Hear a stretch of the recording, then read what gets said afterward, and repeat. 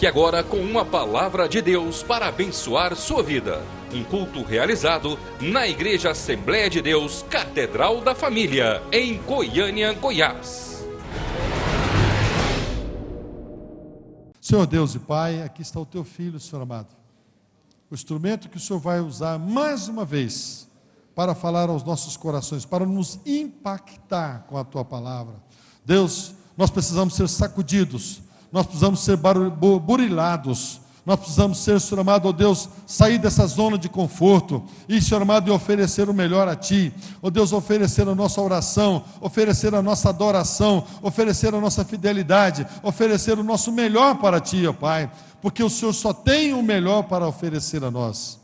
Por isso, ó Pai, que essa noite também, mais uma vez, a Tua palavra seja ministrada sobre nossas vidas, nos alimentando, nos curando, nos abençoando e nos projetando, ó Pai, para um ano novo, abençoado, ó Pai, um ano novo que o Senhor vai nos colocar, um ano de expansão em todas as áreas de nossa vida, seja para com Teu Filho, ó Pai, use, ó Pai, na Tua instrumentalidade. Nós já Te agradecemos em nome de Jesus, amém e amém. O que vamos dizer ao pastor Hernani? Sua esposa Elisandra? Você é bem-vindo também, viu, Elisandra? Quando você vem, ele fica muito mais assim, todo bonitinho, garboso, sabe? Todo faceiro, como diz no sul, né? Todo faceiro. Glória a Deus. Eu disse para minha esposa, essa igreja ama você. Irmãos, boa noite, a paz do Senhor. Glória a Deus. Pega a sua Bíblia.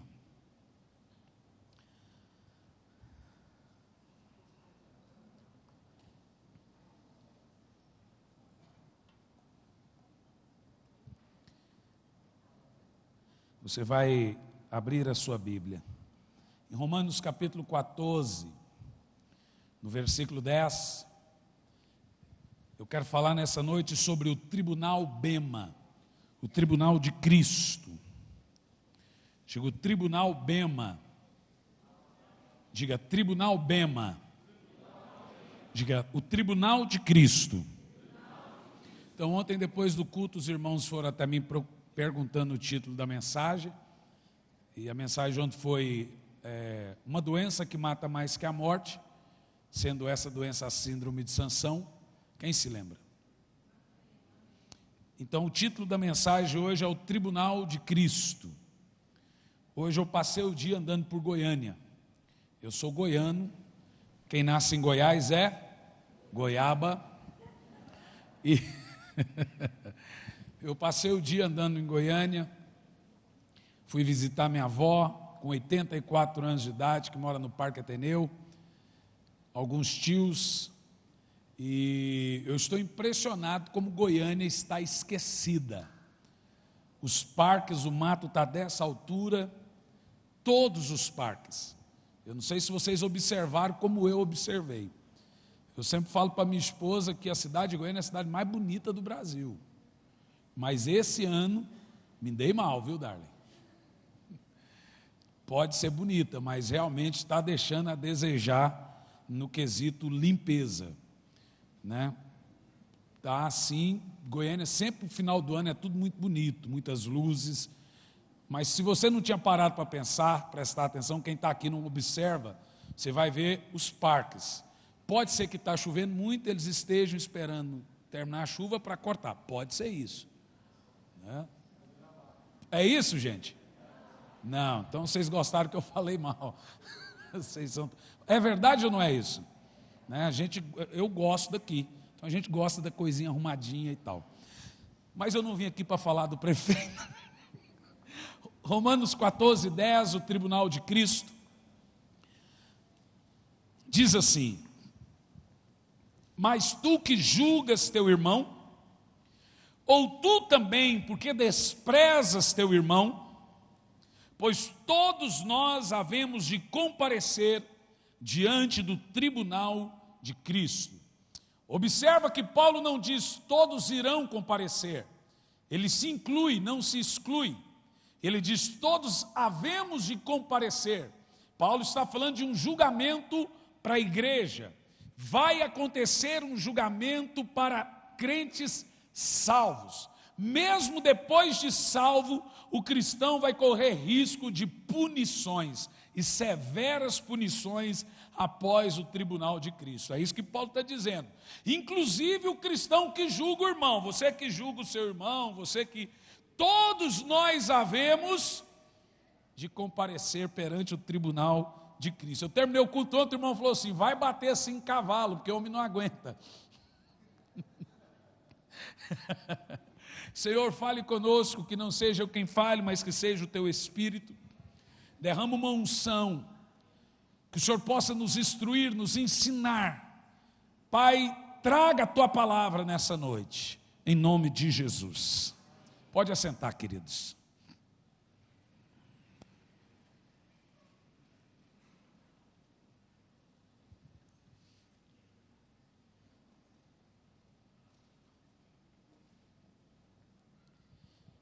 Irmãos, nós conhecemos e sabemos muito bem que a salvação, ela exclui completamente as obras do homem. Portanto, tem que haver um equilíbrio entre a salvação e diferenciar a necessidade de obras. É claro que depois que a igreja descobriu que a salvação é pela graça e pela fé, muitos deixaram de crer ou dar credibilidade às boas obras. Em contrapartida, nós encontramos doutrinas e religiões, como a Igreja Católica, como o Espiritismo, que acredita na necessidade de obras para a salvação. Pois o que a Bíblia Sagrada diz em Efésios capítulo 2, a partir do versículo 8 é: porque pela graça sois salvos mediante a fé. No versículo 9, não vem de obras para que ninguém se glorie nelas. Isso se chama inabilidade total. Diga isso. Inabilidade total é uma doutrina na teologia que exclui completamente a responsabilidade do homem na sua salvação. Inabilidade total, culpabilidade total, depravação total, tudo isso são terminologias teológicas. E a inabilidade total quer dizer que o homem é inapto. É uma palavra de inabilidade, vem mostrar que você é inapto, que você não pode se salvar, você jamais iria conseguir se salvar. Marcos, no capítulo 8, a partir do versículo 32, vai nos dizer o seguinte: aquele que tentar salvar a sua vida, perdê-la-á, mas qualquer um que perder a sua vida por amor de mim e do Evangelho, esse se salvará. Esse texto nos mostra claramente que qualquer um que buscar a salvação através das suas boas obras, através das suas boas atitudes, ele vai se condenar ainda muito mais. A pergunta que eu faço é: quantos aqui acreditam que você tem que ser santo para ser salvo? Você não tem que ser santo para ser salvo. Você é santo se for salvo. Entendeu a diferença? O que eu estou dizendo a você é que santidade é uma obra nossa. Então ela é produzida a partir da salvação. Agora, santificação é uma obra de Deus. Ninguém se santifica. Só o Senhor pode nos santificar. Eu vejo igrejas, irmãos, vamos fazer uma campanha de santificação. Que coisa linda. A santificação, ela é uma obra de Deus. A santidade é uma obra nossa. Agora Efésios 2:8 diz assim, ó: porque pela graça sois salvos por meio da fé. No 9, isso não vem de obras. Não vem por você orar muito, jejuar muito, se consagrar, fazer o que você quiser. Nada disso te garante a salvação, irmão. Nenhuma obra, nada do que você fizer para Deus, se foi você que fez, vai garantir a sua salvação. Nada, absolutamente nada. Tira da sua cabeça que você terá ou tem alguma responsabilidade na sua salvação. Por exemplo, João capítulo 6, no versículo 37, diz assim, nós pegamos só o final do texto, né? E todo que vem a mim de maneira nenhuma, mas o texto não está bem assim. O texto do versículo todo é: todo que o Pai me dá, esse vem a mim. Eu sou dado a Cristo pelo Espírito, mostrando que a salvação é uma obra do Espírito Santo, é um convencimento, é Ele que convence o homem dos seus pecados. Então eu sou dado a isso. Todo o que o Pai me dá, esse vem a mim, e o que vem a mim, de maneira nenhuma lançarei fora. No versículo 44 de João, capítulo 6, diz: ninguém pode vir a mim se o meu Pai que me enviou não os trouxer. O irmão disse: não, pastor, eu quis ser salvo. Falei: então dobra o joelho e se agradece. Dobra o joelho e fala: Senhor, muito obrigado porque eu me salvei. Quantos de nós dobramos o nosso joelho e agradecemos a Deus porque um dia fomos para a igreja? As nossas orações é o seguinte: Senhor, obrigado por ter me salvado. Mostrando que a salvação é uma obra de Cristo. Nós somos inaptos a isso. É claro que quando se trata da salvação, obras são inúteis. E aí eu costumo dizer que a salvação é algo tão difícil, que chega a ser impossível, mas tão impossível para o homem ser salvo, que só Deus pode tornar isso possível. A salvação é algo tão difícil que só Deus pode salvar o homem. Para mostrar que a salvação, irmão, por causa do que Adão fez e da herança que recebemos de Adão, é a mensagem que eu prego, a queda de Adão e a minha, mostrando que nenhum de nós somos salvos se o Senhor não fizer alguma coisa no meio desse caminho. Levanta sua mão e diz: obrigado, Senhor, por me salvar. Tira da sua cabeça que você fez algo de bom para ser salvo. Essa mensagem vai nos trazer um equilíbrio exatamente entre a salvação pela graça e a necessidade das boas obras. Sabe o que eu vejo alguns irmãos? Por exemplo, eu estava na minha igreja, o irmão disse assim: pastor, dízimo é lei, então eu não vou dizimar. Eu falei: tudo bem, abra Romanos capítulo 2 e 16, abra aí, irmão.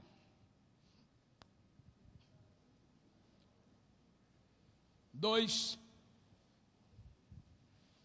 e 16.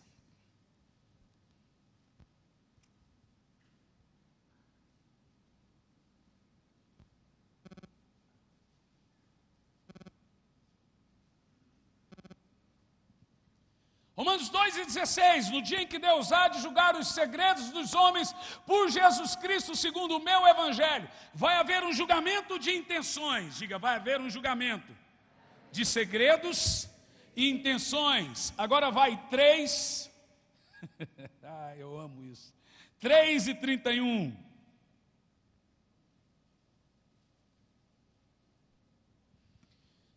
Algumas pessoas, por exemplo, o irmão pediu que eu fosse orar no terreno dele. Há mais de anos ele não vendia o terreno. Fui lá e orei no terreno dele. Ele vendeu o terreno, R$500 mil. Aí ele chegou e me disse: pastor, o senhor vai querer o dízimo? Eu falei: claro! Estou contando os dias. Falei: por vários motivos que eu estou esperando. Eu pus no calendário o dia que você vendeu. O irmão vende um terreno por 500 mil e me pergunta se a igreja vai querer o dízimo. Eu vou falar: não. Eu falei assim: eu estou contando os dias. Por vários motivos. Primeiro, para você não ir para o inferno por avareza. Segundo, porque a igreja precisa. Aí o outro chegou e disse: mas pastor, dízimo não está na graça. Vamos entrar no quesito obras. Olha o que eu li para ele. Versículo 31 de Romanos 3. Anulamos, pois, a lei pela fé? A pergunta é: a graça tirou a lei? O que Paulo responde? De maneira nenhuma. Confirmamos. É claro que isso não explica o quesito da obediência. Porque o dízimo não é da lei, ele vem antes dela. Abraão não foi salvo pela lei, mas pela graça, porque não havia lei em Abraão. Abraão não conheceu nenhum fundamento de lei. O dízimo vem, Abraão dá o dízimo a Melquisedeque, que é o símbolo de uma nova aliança. A Bíblia diz que Jesus Cristo é sacerdote segundo a lei de Melquisedeque. E Abraão deu dízimo a quem? Para Cristo. O dízimo de Abraão foi a Cristo. Um homem sem filho, sem paternidade, sem filiação, sem genealogia, sem nacionalidade, rei de Salém, uma cidade que nunca existiu. Quem era Melquisedeque? Cristo. E quando um sacerdócio é posto, o outro é anulado, Jesus Cristo vem e traz um novo concerto, sendo um sacerdote não segundo a tribo de Levi, mas segundo ao concerto de Melquisedeque a partir de Abraão. Por isso que Jesus vira para os judeus e disse: vocês não são filhos de Abraão, coisa nenhuma. Eu sou filho de Abraão. Quem crê em mim é filho de Abraão, porque creu na aliança de Abraão com Melquisedeque. Então esse negócio vem do Velho Testamento, mas não da lei. Entendeu? Vem da graça. E é impressionante, isso passa pela lei e continua na graça. Conversa para boi dormir, irmão. Diga, conversa para boi dormir. O que Paulo está nos referindo aqui, que quando nós estivermos diante do Senhor, todas as nossas obras serão relevantes. A pergunta que eu quero fazer aqui no início é: existe algo mais importante que a salvação, gente? Responda. Claro que existe. O que vem depois dela. E o que vem depois da salvação? Premiação, galardões, reino, céu, glória. A salvação é o mais importante para quem ainda não foi salvo. Depois que você é salvo, o que você faz da sua vida? Espera ela acabar? O grande problema dos cristãos é, eu chamo isso de preguiçosos a caminho do inferno. Porque Jesus salvou ele não se esforçou a nada por isso, ele apenas creu, e não é difícil, doeu crer. A Bíblia não considera o crer como obra porque não é difícil. Não fizemos absolutamente nada para ser salvos e agora nos gloriamos na obra de Cristo. Eu já tenho Jesus no meu coração, não preciso fazer mais nada. Não é assim que fazemos? Quem quer aprender nessa noite, diga amém. Primeiro ponto que nós temos que aprender é que existem dois julgamentos. Diga, dois julgamentos. Em Apocalipse capítulo 20, versículo 11, vai nos falar do julgamento do juízo final, o trono branco. Esse julgamento não é o julgamento para cristãos, não é um julgamento para a igreja, é um julgamento de mortos, é um julgamento de nações. A Bíblia diz que vai comparecer diante desse trono branco grandes e pequenos. Não fala de estatura, mas fala de status, desde o mais rico ao mais pobre, desde o presidente Barack Obama até o mendigo mais inexpressível do mundo. Esse julgamento, o julgamento do trono branco, ele é a última coisa a ser feita na destruição de todas. Não é só os mortos e vivos que serão julgados nesse trono branco, mas também o diabo e seus anjos, mas também o inferno e a morte, mas também pessoas que se desviaram serão julgadas diante do tribunal do Deus Todo-Poderoso. Deixa eu te explicar uma coisa sobre a salvação e sobre as obras. Diga comigo assim: duas vestes. Fala mais alto: duas vestes. Abra Apocalipse capítulo 17.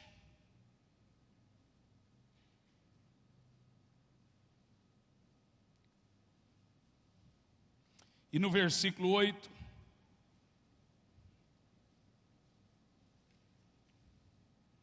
Isso aqui é uma revelação muito profunda de Deus, irmãos.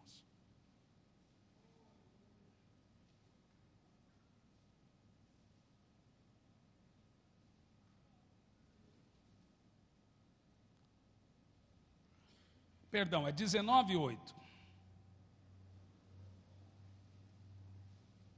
Aqui. A pergunta que se faz antes de você ler esse texto é: como uma pessoa tão pecadora vai comparecer diante de um Deus tão santo e não ser consumida? Já se fez essa pergunta? Como que eu vou, pastor, eu vou ser glorificado? Claro, mas como? Como que pessoas com tantos pecados como nós, com tantas falhas como nós, iremos comparecer diante de um Deus tão santo e não sermos consumidos? A Bíblia responde. Na glorificação dos santos, que nós chamamos isso de arrebatamento, que é quando for acontecer as bodas do Cordeiro, a questão que a Bíblia chama é de veste de salvação. Diga, veste de salvação. Essa veste, irmão, é aquela veste que você comparece diante de Deus. A Bíblia chama isso de revestir-se de Cristo. Nós seremos aceitos por Deus por causa de Cristo. Para você entender o que eu estou dizendo, nós vamos lá em Esaú e o coitado famigerado Jacó. Todo mundo diz que Jacó enganou Esaú por causa da primogenitura. Não, senhor, não é o que Gálatas diz. Jacó mentiu, mas ele não enganou, ele comprou justo, viu? Quem quis enganar foi Esaú, não é o que a Bíblia diz. Quando você pega Jacó, ele está vestido de primogênito, você entende isso? Quem entende? E o pai reconhece ele como primogênito por causa da veste. Diga, por causa da veste. Quando nós comparecermos perante Deus, nós teremos que estar vestidos de cordeiro. Eu chamo isso de vestes de cordeiro. Diga, vestes de cordeiro. Mas não é lobo com veste de cordeiro, é pecador com veste de cordeiro. Vou te explicar. Vamos supor que você é um fazendeiro e você tem muitos gados. Toma posse. Recebe esse. Se você não quiser esses gados, dá para mim que eu quero. Já que o mundo está acabando, dá tudo esses gados que você tem para mim, eu recebo. Né? E aí eu vendo tudo e faço missões lá na África. Então, vamos supor que você tem uma fazenda, mas é de ovelhas. E aí você tem 2 ovelhas, mães, prenhas, e elas vão dar à luz no mesmo dia. Observa como isso é tremendo. Uma delas dá à luz e o filhote morre. A outra dá à luz e a mãe morre. Então agora nós temos uma ovelha sem filho e um filho sem mãe. O que um fazendeiro inteligente faz? A ovelha nasceu no mesmo dia, é parecida, é idêntica. Ela pega a ovelhinha viva e leva para mamar na mãe que está viva. Você está entendendo o que eu estou dizendo? Só que ela não conta com uma coisa: o cheirar. Porque quando ela pega a ovelhinha viva e leva na mãe que está viva, a mãe começa a cheirar. E quando ela vê, tem jeito de ovelha, cara de ovelha, se parece com ovelha, mas não é o filho dela. Então ela não é reconhecida por falta de veste. E ela começa a maltratar. Então o fazendeiro preocupado tira aquela ovelha. E ainda incomodado, ele se lembra que lá no pasto existe a pele da ovelha morta. Ele vai lá e tira a ovelha morta, escalpela ela e veste a ovelhinha viva com cheiro de filho e leva de volta para a mãe. E a mãe agora sente o cheiro do filho. Não é, irmãos, que nós enganamos a Deus, mas a Bíblia diz que quando comparecermos perante do Deus Santo Todo-Poderoso, nós seremos reconhecidos no amado, por causa de Cristo. É com a veste do Cordeiro, revestido de Cristo. A salvação é uma veste que nós vestimos. Toda pessoa que entrega a sua alma a Jesus, ele se veste de salvação para ser aceito por Deus. Não é lindo isso? Você entende que nós não podemos fazer nada? Você entende que a salvação é algo muito precioso e amoroso da parte de Deus? Agora a questão é, perante Deus eu me visto de cordeiro, e perante o cordeiro eu me visto de quê? Porque nós não vamos comparecer perante Deus no dia do tribunal de Cristo. Nós vamos comparecer perante Cristo. Paulo está dizendo, todos nós havemos de comparecer no tribunal de Cristo. No dia do trono branco estaremos diante do Deus Todo-Poderoso. E aí estaremos vestidos de cordeiro. Mas no tribunal de Cristo, quais serão nossas roupas? Quem quer aprender, diga amém. Você está aí? Agora vamos então em Apocalipse. Vamos imaginar que nós estamos diante do tribunal de Cristo. A única maneira de você não ser consumido diante do Senhor é estar aqui, ó. E disse-lhe, e foi-lhe dado que vestisse linho fino, puro e resplandecente, porque o linho fino são as obras justas dos santos. Então existe uma veste que se chama veste de salvação, e uma outra veste se chama vestes de boas obras. Leia de novo, Apocalipse, isso é forte, irmão. Quando Deus me deu isso aqui, eu entrei em crise. Apocalipse 19:8, diga, veste de salvação e vestes de boas obras. Eu preguei isso na igreja, um pastor disse, eu estou me sentindo só de meia. Não tem obras. As obras, deixa eu te explicar na Bíblia, as obras não servem para te salvar, mas elas provam se você é salvo ou não.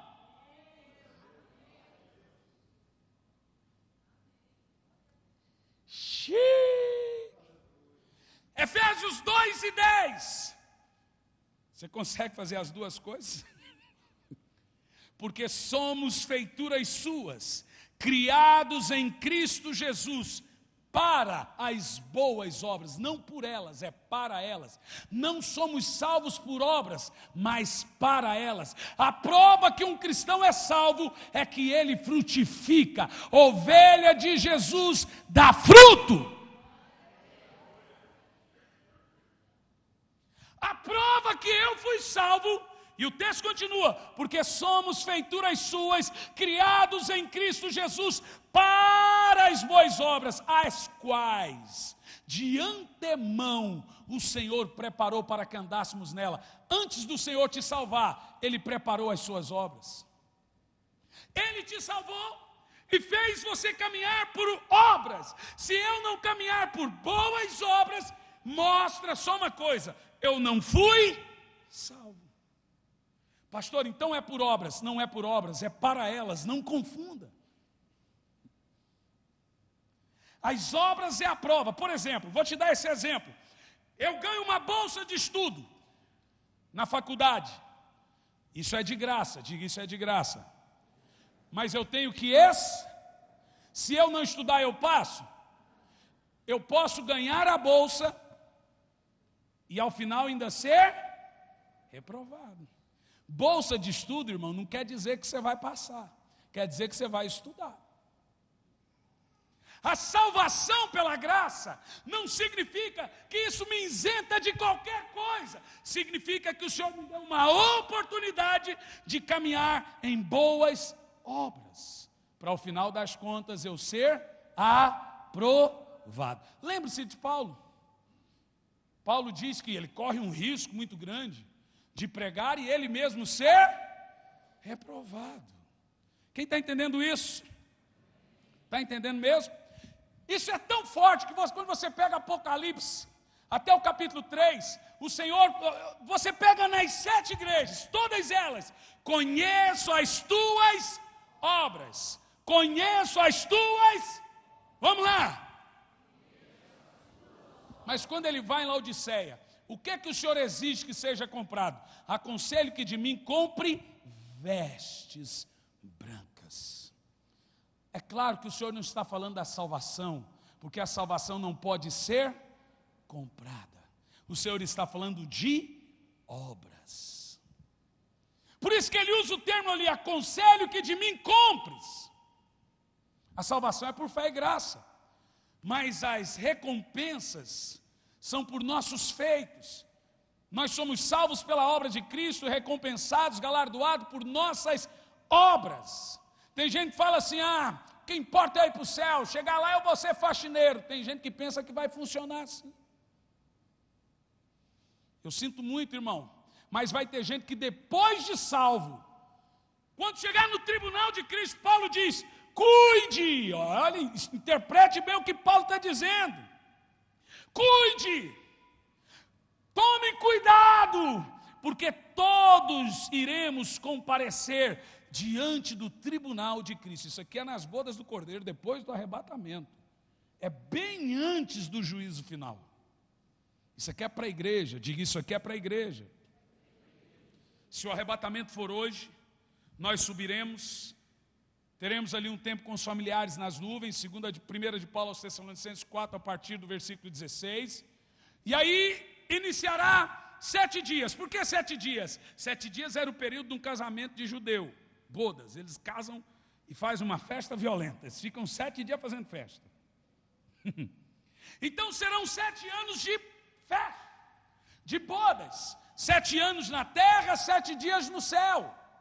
E nesse período vai acontecer o tribunal de Cristo. Milhões de crentes irão comparecer diante de Cristo, e Ele vai julgar os crentes, irmãos. Diga, Ele irá julgar os crentes. Isso é bíblico, muito bíblico. 2 de Paulo aos Coríntios 5:10 diz: porque todos devemos comparecer diante do tribunal de Cristo. Eu vou deixar você abrir isso aqui, que isso aqui é revelador, isso é muito profundo.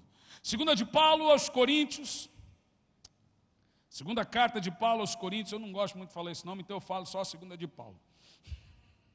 2 de Paulo aos Coríntios 5:10. Quem está entendendo, diga amém. Diz assim: porque todos devemos comparecer diante do tribunal de Cristo. Diga, todos.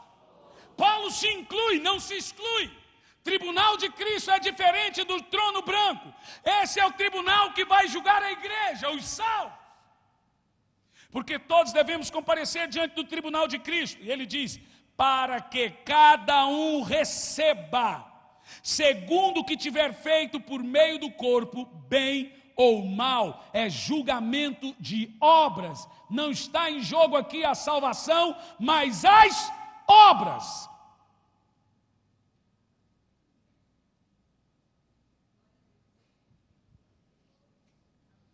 Continua, irmão, esquentando o banco da igreja. Continua mentindo para Deus na sua... Porque ontem eu preguei sobre a síndrome, a doença que mata mais que a morte. Tem gente que fala assim: eu não faço isso, não tem recaída.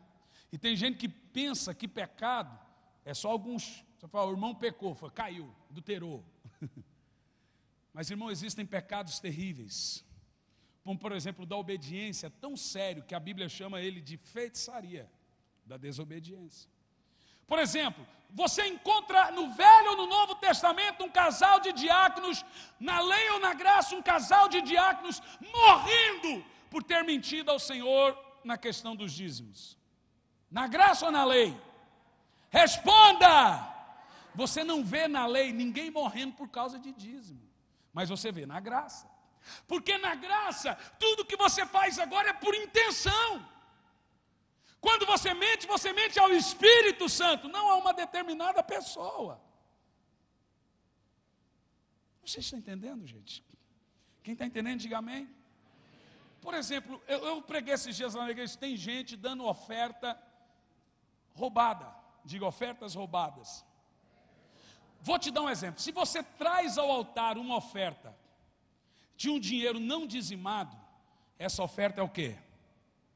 É o quê? Roubada. Não vai resultar em nada, irmão. Porque às vezes nós estamos tão preocupados com a reputação, e a nossa reputação é para o pastor ver que eu sou dizimista. E mentimos, irmão. Se Ananias e Safira vai falar: ó, pastor, eu não vou dizimar esse mês, talvez eles estavam vivos. O problema foi tentar enganar. Diga, isso é sério. Diga bem alto, isso é sério. Então o maior pecado, irmão, eu não acredito que a igreja está cheia de adúlteros e prostitutas. Acredito que tem alguns aí pulando fora, acredito que tem alguns por aí, tem. Mas eu acredito que a grande maioria não. Eu acredito que o maior pecado da igreja em nossos dias é o da desobediência e da indiferença. O que é indiferença? Eu estou indo na igreja. A maioria de nós fazemos pactos com nós mesmos, nos ferimos em outras igrejas e chegamos aqui, só quero assistir culto. A Bíblia diz que quem sabe fazer o bem e não faz, peca. Então, se eu tenho um dom e não uso, peco. Se eu sei trabalhar e não trabalho, peco. Se eu tenho ministério e não pratico, peco. Não sei se vocês vão querer eu aqui mais em projeto de vida. Vocês estão entendendo o que eu estou dizendo? Quem está entendendo, diga amém. Amém. Então, não, eu tenho ministério, mas eu estou feridinho. O Senhor está buscando cristãos que não se ofendem, mortos. Cristianismo é mortificação. Você já viu alguém morto num caixão reclamando da roupa? Esse caixão está muito avenado. Se está reclamando é porque está vivo demais. Pastor, estou magoado, é porque tem orgulho para queimar. Enquanto não queimar, Deus vai gerar situações. Deus vai falar, vai lá e humilha ele. Não é o diabo não, pisa nele, que eu quero queimar esse ego dele. Tem gente que tem um ego daqui no Rio de Janeiro. Então Deus vai provocar situações para queimar o orgulho. Quando você não se ferir mais, não se magoar mais, Deus fala, pode deixar, ele já está tratado. Glória a Deus. Glória a Deus mesmo, irmão. Ser cristão é renunciar seus direitos, é todo dia. A questão do tribunal de Cristo me preocupa. Me preocupa porque... Deixa eu correr aqui. Quando acontecerá o tribunal de Cristo? Diga, quando acontecerá o tribunal de Cristo? Logo depois das bodas do Cordeiro, Mateus 25:10. E tendo elas ido comprá-lo, chegou o esposo, e as que estavam preparadas entraram com ele para as bodas, e fechou-se a porta. Bodas, festa de casamento. 19:7. Regozijemos e damos a glória, porque chegaram as bodas do Cordeiro e a sua noiva se aprontou. Apocalipse 19:7. E ali no 8 nós já lemos, foi-lhe dado vestes de obras. Por quê? Que nas bodas foi dado vestidos de obras de justiça, porque iriam comparecer no tribunal de Cristo. Sem as obras no tribunal de Cristo, você não entra. Por isso que em 8, você vê, foi-lhes dado que vestisse linho fino. Por isso que para Laodiceia, compre de mim roupas brancas, porque o linho fino são as obras de justiça dos santos. Charles Haddon Spurgeon dizia, todo cristão ou é um missionário ou é um impostor. Ou você desce no buraco, ou você segura a corda para quem desce. Ou você tem marcas nas costas por açoite, 195, só isso. 3 naufrágios. Ou você carrega marca no corpo, ou marcas nas mãos. Deixa eu ver suas mãos. E aqui eu vou mais longe, irmão, desculpa nada, o Senhor está falando, peço desculpa. Mas deixa eu te falar uma coisa, só tem 2 tipos de pessoas salvas no céu. Abra Apocalipse. Capítulo 6. Se você não se enquadrar nesse 2 tipos de pessoas salvas, você corre o risco de não estar lá.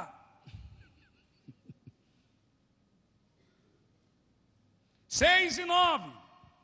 Se eu não estiver aqui, João, olhe para mim, dê uma visão da multidão salva no céu. Quem crê que você está lá? Então olha quem são esses que ele vê. Se você não estiver aí, começa a se preocupar.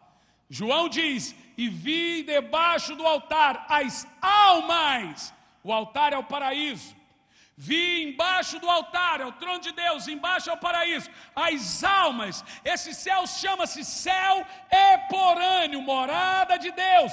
As almas dos que haviam sido mortos, por 2 coisas. Por que está aí? O que está aí? Pela palavra de Deus e pelo testemunho que deram. Palavra e testemunho, testemunho e palavra, palavra e testemunho. Se você não se enquadra em um dos 2, João não viu você lá.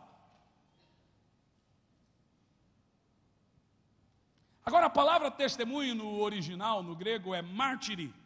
Eu ainda não cheguei a esse ponto. A gente estava brincando no quesito fim do mundo agora, que ia cair cometa. Eu falei assim, se bem que podia acontecer mesmo. Olha, o pós-tribulacionista crê que a igreja passa por uma luta. Falou, você sabe que não seria ruim? Aquele monte de crente tendo que congregar em caverna, tendo que orar. Ô irmão, você quer ver a igreja orar? Prende os pastores. Porque a igreja de Atos orava muito, porque os...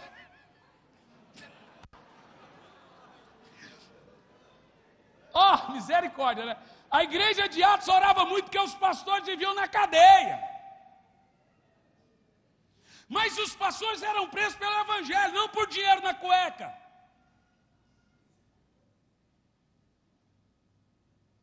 Aquele era orgulho. Ou você é um missionário, ou você é um impostor. Ou você desce no buraco, ou você segura a corda para quem desce. Se você não tem obras lá, você tem que ter obras aqui. Você acha que o Senhor te salvou para você ter uma vidinha medíocre social? Não tem crente social no céu, irmão. Eu fui salvo, mas eu tenho minha faculdade. Por que Deus está te dando dinheiro? O maior concorrente de Deus o maior concorrente de Deus não é o diabo. O maior inimigo de Deus é o dinheiro. Deus te daria dinheiro sabendo que você vai para o inferno. Agora, por que Deus me deu isso? Por que Ele me permitiu passar? Ele me deu recursos. Deus não quer que eu seja rico. Ele quer enriquecer o reino dEle através de mim. Poucos cristãos entendem isso. Irmão, quem diz que é meu é criança. Eu fico vendo que é meu, não cresceu. É criança. Como eu vejo cantores cobrando, quem cobra para momento de intimidade é prostituta. A igreja não cobra. Quem cobra para ter intimidade é prostituta, não a noiva de Cristo.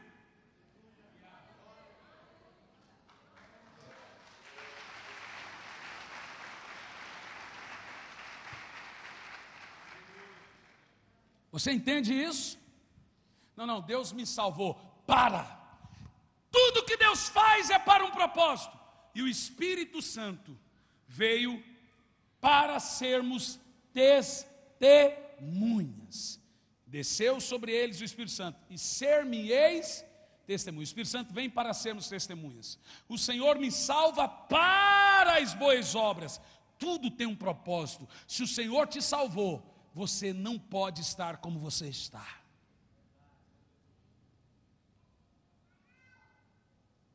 Se você pegasse as obras dos espíritas com a fé dos cristãos, nós teríamos um cristão perfeito. Entendeu o que eu disse? Eles fazem obras porque creem que são salvos por elas. E nós não fazemos obras porque isentamos completamente elas. Lutero queria tirar o livro de Tiago da Bíblia. É que Calvino não deixou, graças a Deus.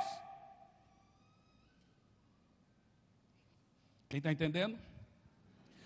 Próximo ponto. O que será julgado no tribunal de Cristo? Agora só para recapitular. Diga, trono branco, é julgamento das nações, dos mortos, do diabo e seus anjos, da morte e do inferno. Tribunal de Cristo é o julgamento da igreja. Diga, o tribunal de Cristo acontece depois do arrebatamento. Quem entendeu isso? O que será julgado no tribunal de Cristo? Vocês estão prontos? As nossas obras que fizemos por meio ou fora do corpo, bem ou mal que fizemos. Quer dizer, irmão, que você pode estar salvo, mas o Senhor não vai se esquecer de nada do que você fez, mesmo depois de salvo. O que você fez não vai tirar a sua salvação, mas pode tirar algo tão terrível. Um dia eu preguei isso, o irmão disse, pastor, mas perder todas essas belezas do Senhor pode ser tão terrível como perder a salvação. Talvez sim, depois de ser salvo, perder tudo isso pode ser tão terrível como perder a salvação. Imagina você chegar no céu e o Senhor olhar para você e falar assim, a partir de hoje, você vai lavar o banheiro da casa do irmão Tom Zé. Você vai ser o serviçal dele por toda a eternidade. O problema é que o irmão Tom Zé é aquele que você odiava ele. Deus sempre nos dá o que queremos em embalagens que não gostamos. Os judeus queriam o Messias, mas veio numa embalagem que eles não gostaram. A sua bênção só vai vir completa quando você admitir e receber a oração de alguém que você odeia. Aí, pastor, isso é duro, mas é verdade. Isso é tremendo, irmão. Diga, isso é tremendo. Mateus 5, 14 e 16 diz: assim brilhe a luz de vocês, para que vejam as suas boas obras e glorifiquem ao Pai que estás nos céus. Tem gente com conceitos de glorificação a Deus retrógradas. Tem igreja aí que diz, não precisa fazer evangelismo, vamos adorar que os pecadores vêm. A Bíblia não manda os pecadores virem até a igreja, mas manda a igreja irem aonde eles estão. A Bíblia não manda abrir igreja e esperar que entrem pela porta. A Bíblia manda irmos lá, é lá na África, é lá nos bairros, é lá, aqui é para congregar, termos culto, mas é lá. Essa conversa, vamos cantar de costa para a igreja e adorar, esperar que venham, não vai vir.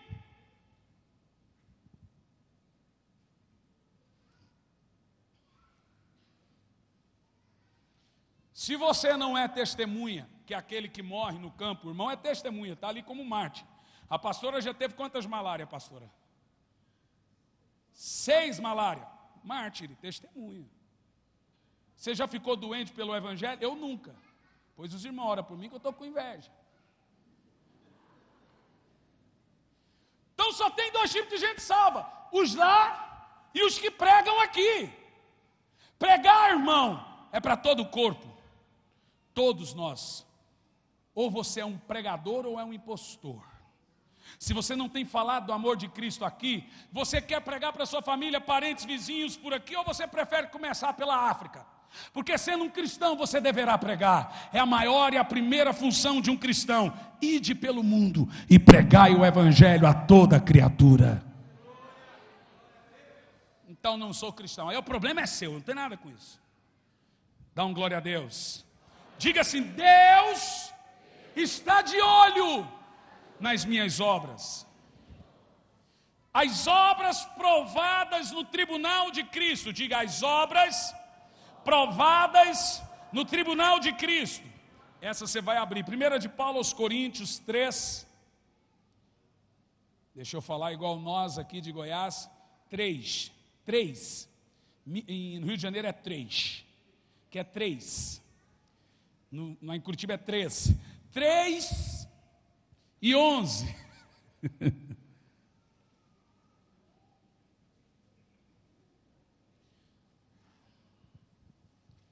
Diz assim, ó: porque ninguém pode colocar outro fundamento. Quer dizer que não tem outra verdade além dessa. Além do que está posto, qual é Jesus Cristo.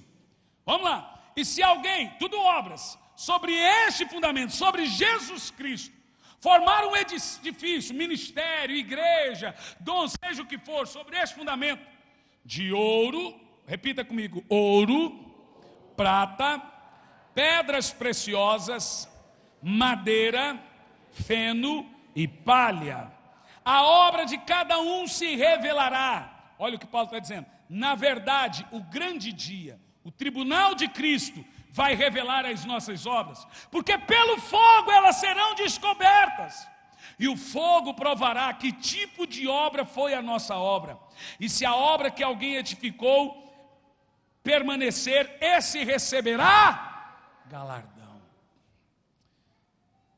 No seguinte do texto vai provar que isso não tem a ver com a salvação, porque diz: se ela não for queimada, o tal será salvo, mas todavia pelo fogo.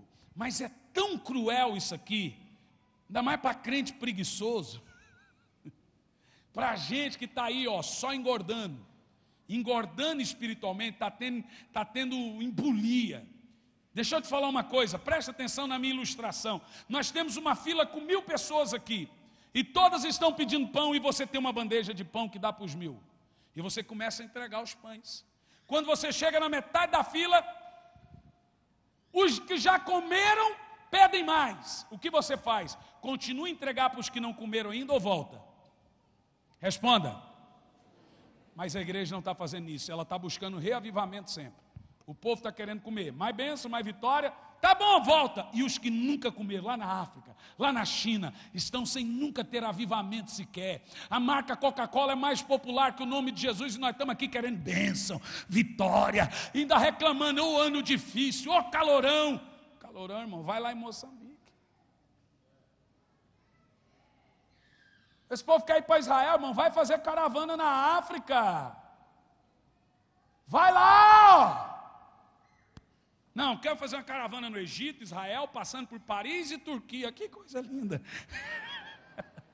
Que coisa mais bacana, que caravana virtuosa. Eu acho bacana, eu quero ir. Mas eu acho que para um cristão vai ser muito mais proveitoso para ele ver as igrejas de pau a pique. Eles põem lá a taipa e fica no meio e pega o barro e faz assim, ó. E passa a mão. Pronto, já está pronto para ficar lá dentro. Essas são as chiques. Mata mesmo. Diga comigo, ouro. Diz mais alto, ouro, prata, pedras preciosas. Agora diga, madeira, feno e palha. Então olha para mim, vamos usar um pouco da didática. Nós temos 3 tipos de obras que permanecem para sempre. Diga, 3 tipos de obras que não se queimam no fogo. Você se lembra que Paulo diz que todas as obras, todos nós vamos passar diante do fogo. Apocalipse diz que os seus olhos são como chama de fogo. Nada que não for puro vai permanecer intacto diante dos olhos, do crivo dos olhos do Messias, que são fogo. A hora que ele bateu o olho no crente, se a obra dele for madeira, feno e palha, o crente vai derreter, depois de salvo. Vocês estão bem? Vocês estão bem? Vocês estão bem mesmo? Ou vocês estão mentindo para mim? Continuando o texto. 3 tipos de obra: ouro, prata, pedras preciosas. Não se queimam no fogo. Por exemplo, para você achar ouro, você tem que garimpar. Você não acha ouro na superfície, são obras que ninguém vê. Para você achar prata, você tem que pressionar o carvão. Você só acha prata debaixo de muita pressão. Não gosta dessa igreja, é muita pressão. Se você não gosta de pressão, irmão, morra. Os mortos não têm pressão nenhuma. E mesmo assim tem uns camaradas fazendo macumba no cemitério de vez em quando. Irmão, o evangelho é pressão 24 horas. É na pressão que se descobrem os grandes tesouros. Aquilo que muita gente chuta, que acha que é lixo. O sábio se abaixa e encontra um tesouro. É na pressão que você descobre os grandes ministérios. É na pressão que a prata aparece. É no garimpo que o ouro aparece. E na resistência que você acha pedras preciosas. Você tem que mergulhar muito fundo. Diga pressão, fogo e resistência. Está difícil a colheita, irmão? Muda a semente. Ela é a culpada. Então Paulo diz que tem 3 tipos de obras invisíveis, que ninguém vê. Olha, observa isso, como isso é profundo. Mas tem 3 tipos de obra que todo mundo vê, que é madeira, feno e palha. Isso aí você sai por aí chutando. Apocalipse 1,14 diz que é diante dos olhos do Senhor que essas obras serão descobertas. Vamos continuar? Olha para mim. As obras que não serão queimadas no fogo. Diga, as obras que não serão queimadas. Cada uma dessas obras representa uma categoria de obras. O ouro representa uma categoria de obras. A prata representa uma categoria de obras. E as pedras preciosas também. Tirando essas 3, o resto tudo vai ser queimado. Vocês estão bem? Muito bem. Por exemplo, se eu tenho essas 3 obras, todas as outras obras serão válidas. Se eu não tenho essas 3 obras, as outras serão queimadas. O que representa o ouro, por exemplo? Quem quer aprender? Ouro. Apocalipse 5,8 diz, como ouro são as orações dos santos. Ouro são as nossas orações. É a mais importante. Quando eu chegar diante do tribunal de Cristo, o Senhor vai dizer, passa diante do fogo a sua vida de oração. Quando você vai para o tabernáculo de Moisés, você vai ver que o ouro representa a devoção, o ouro representa a adoração, o ouro representa a oração. O Senhor vai dizer, passa pelo fogo, quantas vezes você orava por dia? Ah, meu Deus. Pastor, já estou reprovado na primeira, pula logo para a segunda. Irmão, o pastor que não ora está desviado, o crente que não ora já caiu há muito tempo. Leonardo Ravenhill dizia uma frase assustadora. Ele disse assim, um crente que peca deixa de orar, e um crente que ora deixa de pecar. O diabo não teme grandes pregadores, o diabo teme homens de oração. O diabo não move uma palha quando eu subo no altar para pregar, mas o diabo fica louco quando eu entro no quarto para orar. Ô irmão, os músicos aí, ó, deixa eu falar uma coisa para vocês. Eu falaria em qualquer igreja também, viu? Não pense que o meu dom impressiona a Deus. Disse ontem. O que impressiona a Deus, irmão, deixa eu te falar, para tocar basta ter talento. Para cantar basta ter dom. Para pregar basta ter oratória. Eu tenho uma amizade, às vezes, um pouco bacana com o doutor, com o Íris. Às vezes ele vai nos nossos cultos, eu acho bacana o jeito de falar, povo goianiense. Eu já brinquei com ele várias vezes. Dizia o Fernando Henrique falando, o próprio, lá o Comixinga, lá o Collor de Mello, o próprio Lula. O camarada não usa nada, você sabe, tem um carisma.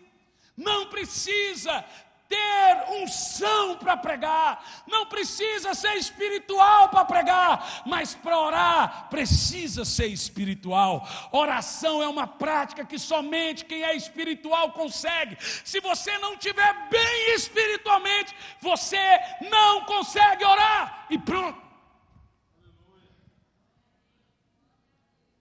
Foi a única coisa que Jesus se dedicou a nos ensinar.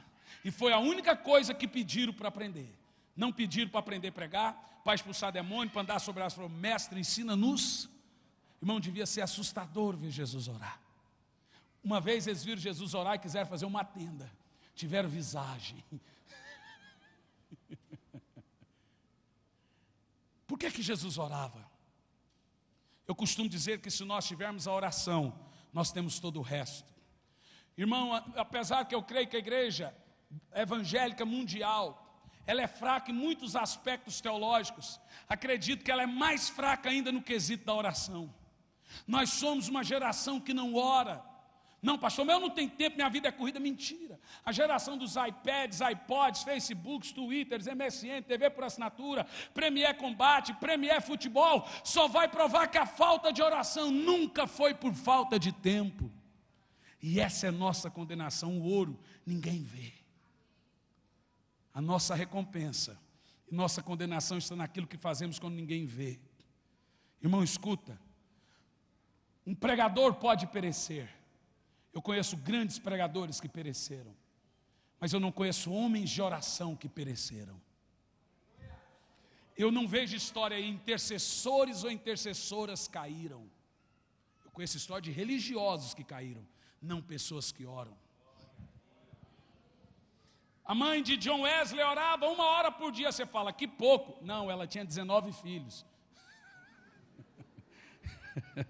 Então não é pouco, é muito. Martim Lutero disse, hoje eu tenho tanta coisa para fazer, mas tanta coisa. O meu dia está tão corrido, que eu acho que eu vou orar primeiro umas 2 horas. A oração é o principal, diga isso. Diz mais alto. Levanta sua mão e diz, Jesus era um homem de oração.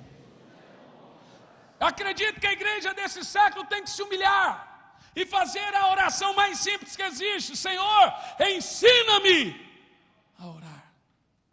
Somos gerações de igrejas cheias de pessoas vazias. Vazias. Os pregadores dessa geração são responsáveis pelos pecadores dessa geração. Precisamos de pregadores que preguem para pecadores e profetas que preguem para pregadores. Uma geração inteira morre quando um profeta é mudo e não vê. Essa geração, a geração do meu filho, netos, pode estar se perdendo porque esquecemos da oração. Olha para mim. Vocês estão bem? Eu tenho que falar da prata e das pedras preciosas. Pastor, pula. Ouro são orações, diga. Samuel disse: pecaria eu contra o meu Senhor deixando de orar. Deixar de orar é pecado. O simples fato de não dobrar o joelho todos os dias. E eu não estou falando de dobrar o joelho ali, Senhor, abençoa meu emprego. Você não fala com Deus, você fala de você para Deus. Eu estou falando de orar. Começa com 15 minutos. Uma semana e vai aumentando, depois 30. Sem você perceber, está orando 30, daqui um pouco você é um homem, uma mulher de oração.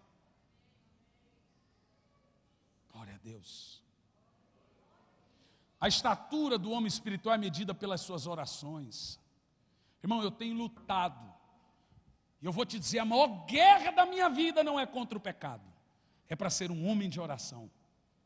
Hein, Darlene? A maior guerra da minha vida não é para cair em tentação.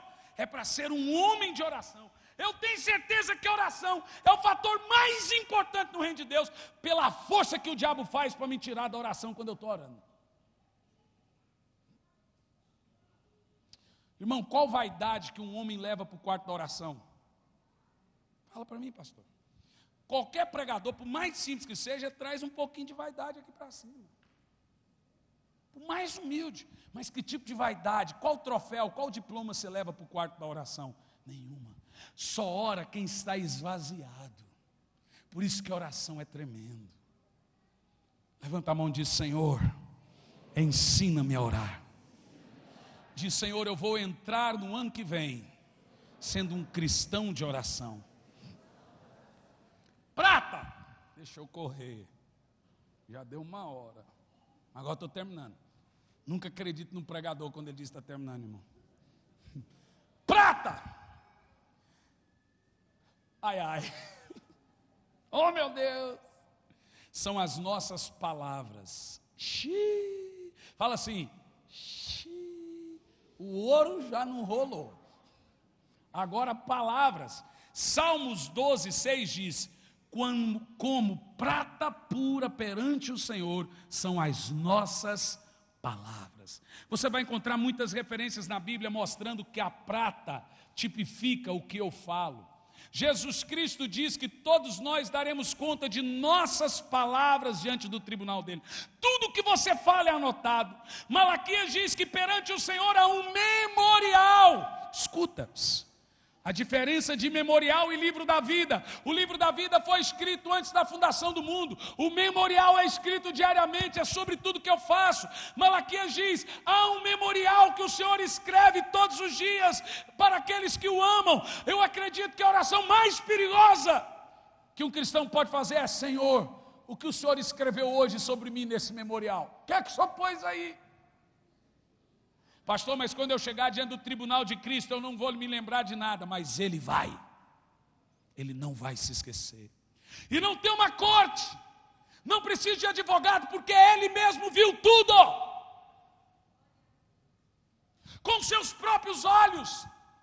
Hoje, dia 27, o que o Senhor escreveu no memorial dele sobre mim e sobre você. Irmão, vocês estão bem mesmo? Diga prata. Diga prata. Irmãos, o que mais me assusta é que Romanos 2:16 diz que o Senhor vai julgar também até segredos.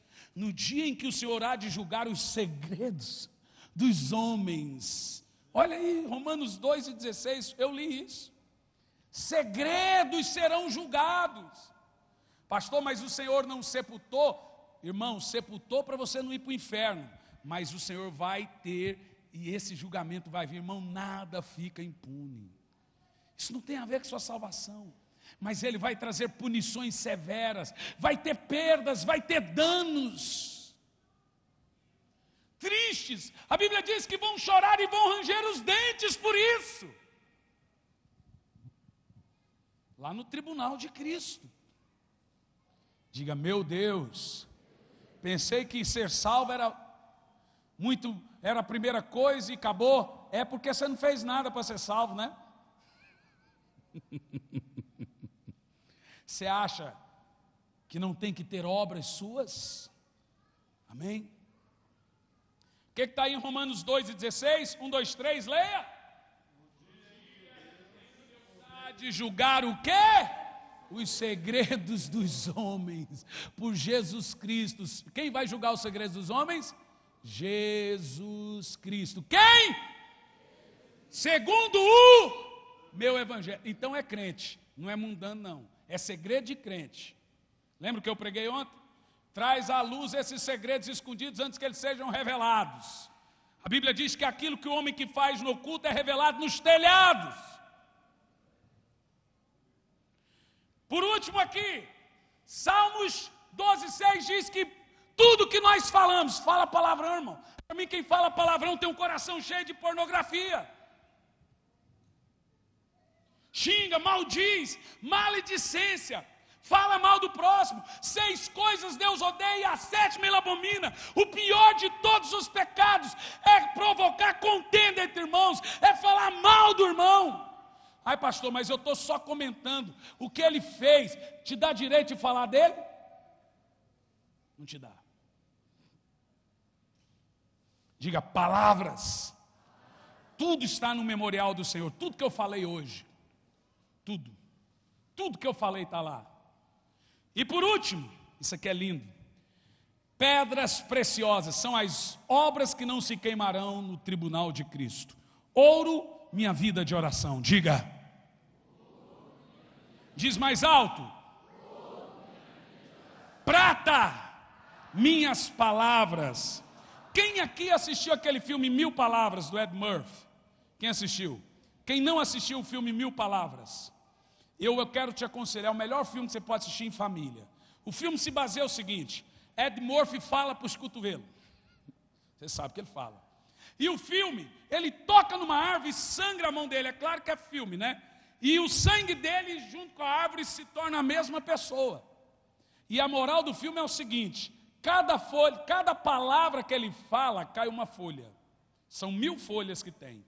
Quando cair as 1000 folhas, a árvore morre e ele também. Aí o filme inteirinho vai se passar o Ed Murphy cuidando com as palavras dele para ele não morrer. Olha que coisa fantástica. Já imaginou se cada palavra sua fosse uma folha que caísse de uma árvore? Assista o filme amanhã. Eu sei que vocês estão curiosos. 1000 Palavras com Ed Murphy, lançamento, muito bom. Eu fiquei preocupado com esse filme. Imagina um pregador, está morto num culto, no primeiro culto ele está morto.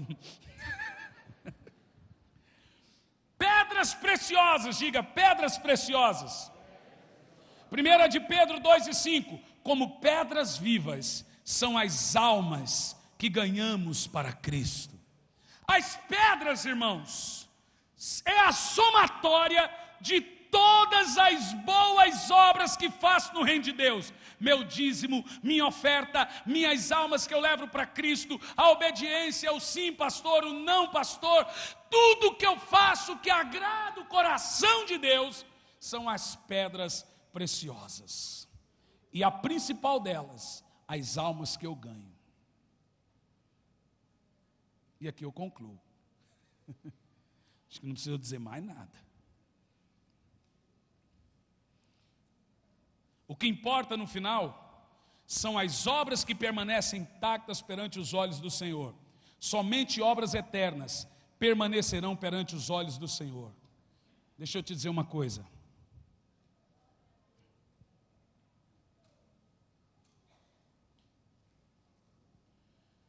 Muita coisa eu fiz na vida. Ele fala, pastor, eu faço tanto. Mas de tudo que você faz, quanto disso tudo que você faz vai perdurar diante do fogo? Faculdade? Vai se queimar. Por exemplo, não adianta eu ter uma grande igreja se eu não oro. A grande igreja, as muitas almas, toda essa obra vai se queimar porque eu não tinha uma vida de oração. Irmão, Deus vai roubar de você tudo que te rouba dele. Até o ministério, Ele toma de você se estiver te tomando dele. Até o ministério, Deus não compete não. Deus não quer muito de você, Deus quer tudo. Deus só pode aquilo que Ele quer. E o que Deus quer? Tudo. Se você não tem uma vida de oração, não cuida do que fala, e não tem obras que justificam a sua salvação, para por aí. Se conserte. Cuide desses 3 quesitos. Comece hoje mesmo a ter uma vida de oração, a cuidar do que você fala e a ganhar almas. Já é o suficiente para você ser muito bem recompensado diante do tribunal de Cristo. Amém? Fique em pé no seu lugar. Aleluia. Quem conseguir ficar em pé. O irmão do teclado. A Bíblia tem um termo na Bíblia que ela chama de arrependimento de obras mortas. Diga assim comigo: obras mortas. Diz mais alto. O que são obras mortas? Deixa eu te explicar. Tem 2 tipos de obras: as que eu fiz, que não era para ter feito, e as que eu deixei de fazer.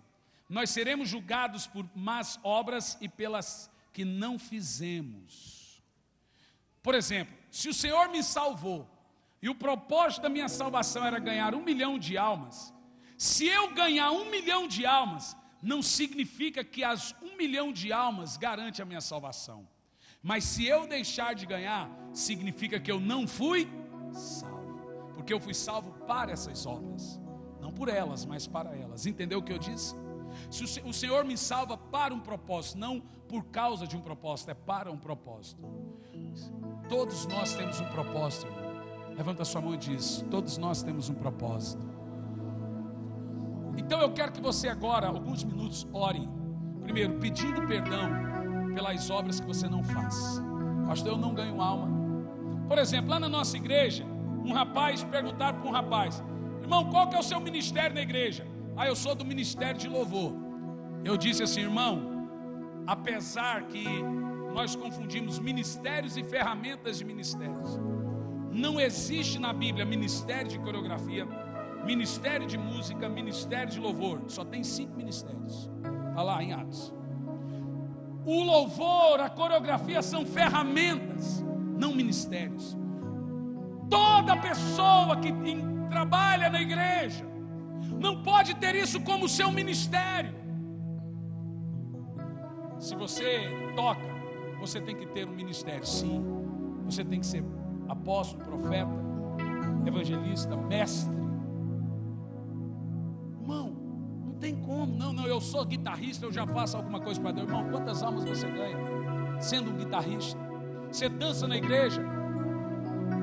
O que você faz no reino de Deus? Você pensa que isso é ministério? Não é, não. Eu não encontro esse ministério lá nos 5 ministérios. Não encontro. Mas é uma ferramenta linda, é sim. Mas a gente costuma dizer: irmão, todos vocês que tocam, todos vocês, vai ganhar alma, irmão, vai evangelizar.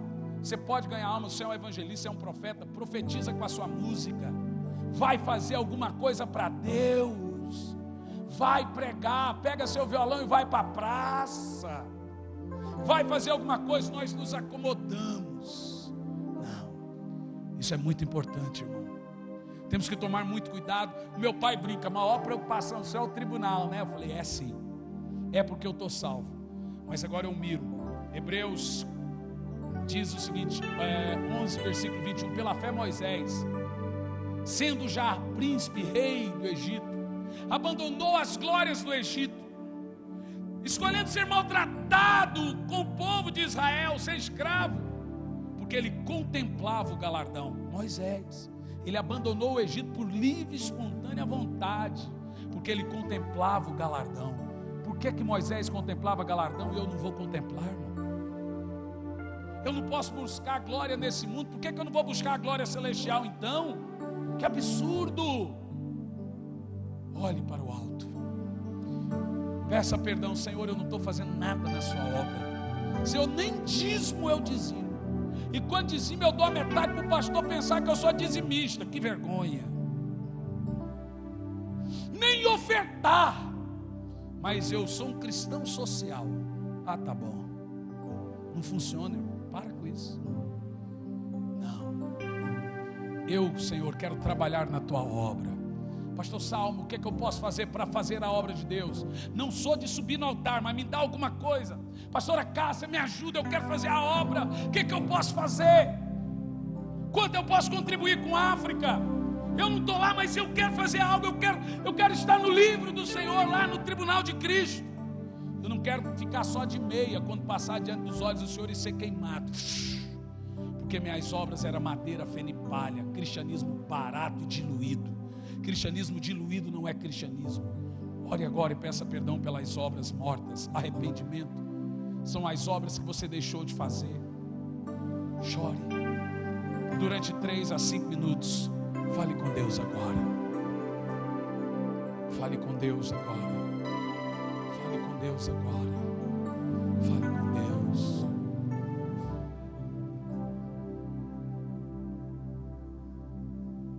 Fale com Deus. Chega lá baixo de calabás. Proponha ao Senhor um recomeço. É noite.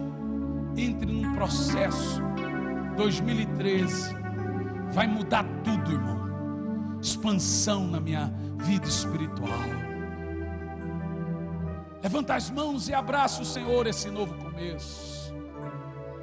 Senhor, nós nos arrependemos, porque se o tribunal de Cristo fosse hoje, o ouro seria queimado, não haveria ouro. A gente fala muita besteira, murmura, então a prata também não existiria. Não ganhamos almas, Pai, então também não teríamos pedras preciosas, tudo seria queimado. Correríamos o risco de perder tudo, mesmo depois de haver sido salvo, diante do tribunal de Cristo, ser consumido e queimado. Senhor, nos arrependemos. Ensina-nos a orar, Senhor. Ensina-nos a orar. Levanta suas mãos e peça para o Senhor te ensinar a oração. Esse pastor também está lutando por isso. É a luta da minha vida. Checalabaço de calabaço de cantalabás. Ore. Seja um homem e uma mulher de oração. Seja um homem e uma mulher de oração. Fala, Senhor, eu quero ser de oração. Diga, Senhor, eu quero ser de oração. Fala com Ele, igreja. Derrame-se perante Ele. Deixe a sua alma ser lavada perante o Senhor. Quero voltar ao início de tudo. Encontrar-me contigo, Senhor. Levante as mãos. Quero rever meus conceitos e valores.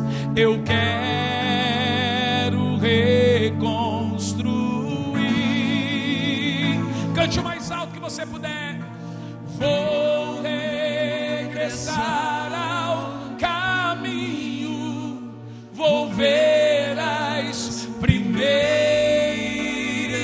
obras, Senhor. Agora grite bem alto. Eu me arrependo, Senhor. Me arrependo, Senhor. Me arrependo, Senhor. Grite bem alto. Eu quero voltar ao primeiro amor. Eu quero voltar a Deus. Agora mais alto. Eu quero voltar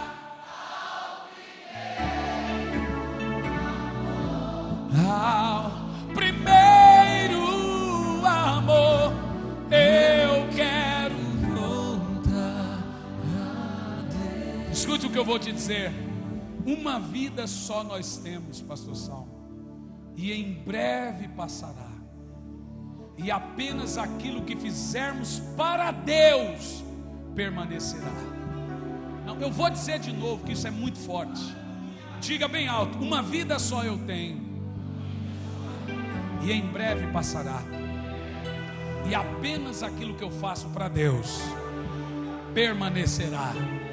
Irmão, eu gosto muito de pregar nessa igreja.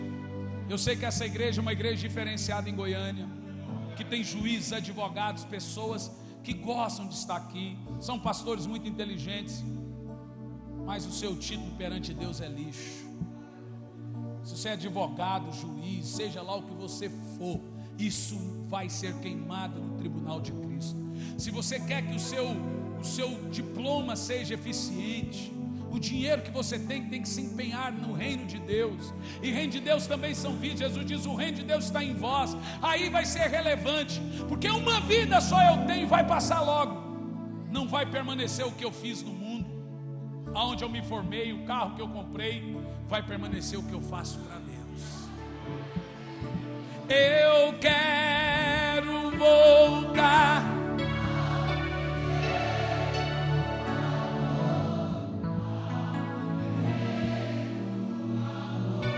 Eu quero voltar a Deus. Levanta as duas mãos e cante o mais alto que você puder. Eu quero voltar ao primeiro amor. Eu quero voltar. Checalabaço de cantalabaço, de calabaço, de calabás. Que o Senhor aqueça-nos. Checalabaço de cantalabás. 3 minutos orando na língua dos anjos. O Espírito Santo está pedindo isso agora. Não ore em português, somente na língua dos anjos. Levanta as mãos. 3 minutos orando na língua dos anjos. Xenalabaço de cantalabás, xerecalabás. Xenalabaço de calabaço de cantalabás. Xenderelelebaço de calabás. Rendole calabás. Ore na língua dos anjos. Ore, ore, ore, ore, ore, ore, ore, ore. Ore, ore, ore, ore, ore.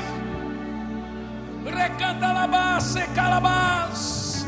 Rendele calabás, de calabás.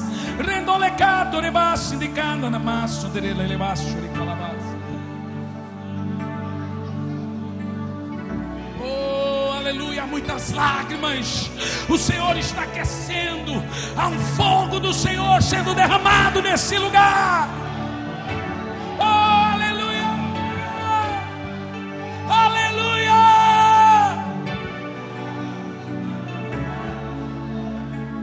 Um temor do Senhor desceu aqui agora. Há um temor muito forte aqui. Checalabaço de cantalamás.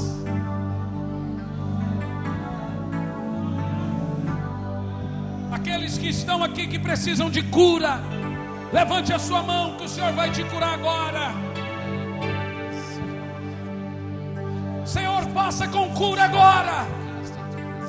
Que os cegos enxerguem, que os surdos ouçam, que o câncer caia por terra, que milagres aconteçam agora. O Senhor quer despejar sobre você um novo rio, um rio sobrenatural dele. Oh, aleluia! Há uma unção, gente. Há um temor muito forte da parte do Senhor aqui. Levanta as suas mãos e ore na língua dos anjos. Adore a Ele. Ore.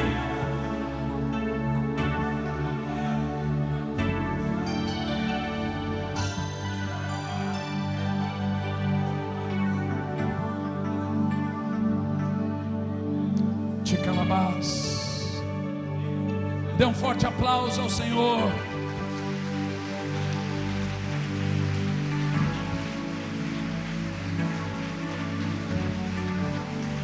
Glória a Deus. Aleluia. Participe da programação da Igreja Catedral da Família. De segunda a sexta-feira, às 6:30 da manhã, oração de Davi. Segunda, a partir das 14h30, Manancial Feminino, onde mulheres são restauradas e abençoadas por Deus. Segunda, a partir das 19h30, venha estudar Teologia com IBCAF, Instituto Bíblico da Catedral da Família. Terça-feira, às 19h30, venha ser um intercessor na Escola de Intercessão. Quarta-feira, às 19h30, culto de ensino da Palavra de Deus. Quinta-feira, às 20 horas, reunião dos adolescentes, Geração Daniel. Sábado, muito louvor e adoração com a juventude animada da Igreja Catedral da Família. Sábado às 20 horas, projeto Recomeçar.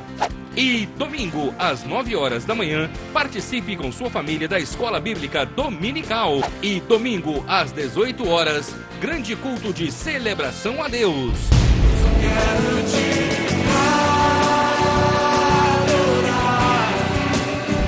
A Igreja Catedral da Família disponibiliza ainda para você cursos para edificar a sua vida.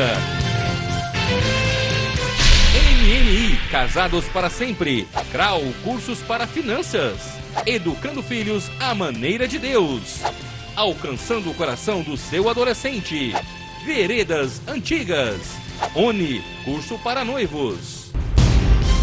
De domingo a domingo, uma programação recheada de muita alegria, unção e bênçãos de Deus. Informações 3281-4918 ou acesse o site www.catedraldafamilia.com.br.